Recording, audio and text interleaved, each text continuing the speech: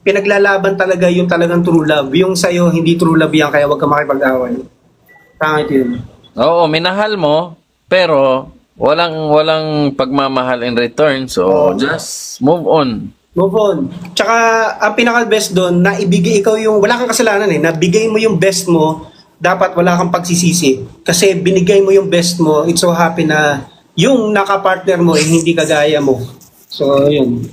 Basta Carl, wag ka makikipag-away, kalimutan mo na siya, then mag-move ka, move forward ka. Ay, sa lahat na nag-gift, maraming salamat Salamat. Salamat. Thank you. Sana makabubog ka na, Kyle. Sana maging okay na. Kaya mo yan. Maglibang ka. Punta ka ng LU, magbar ka. Ganyan. Hindi nga totoo. Masaya ka sa... punta ka ng LU, sa Riga. Wag ka magkulong sa kwarto mo. Maglibang ka. Ingat ka, Kyle. Salamat, men. Salamat mga tol. Ingat, brother. Good luck. Ang true love na, sabi ko, it takes time.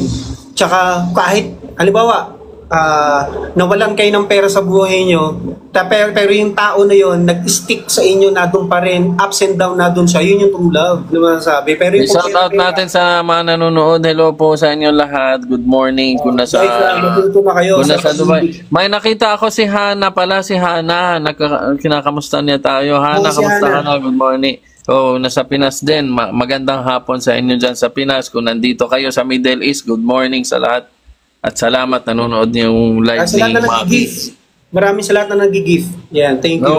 So guys, lesson learned salamat. Pwede kayo ma-in love, pero wag niyo ibibuhos lahat ng pagmamahal niyo. Tsaka bago kayo magbigay, make it sure na yung paglabas niyo ng pera, worth it yung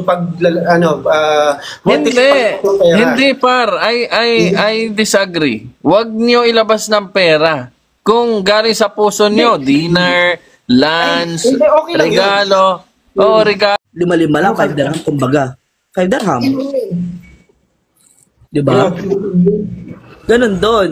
Yung mga kasamahan ko, iba-iba yan. Bengali, may mga palang mga talagang magbabayad talaga sila. Pero iba na talaga ang amoy nila. Ewan ko, nabalitaan mo dito yung isang Pinay na ginilitan.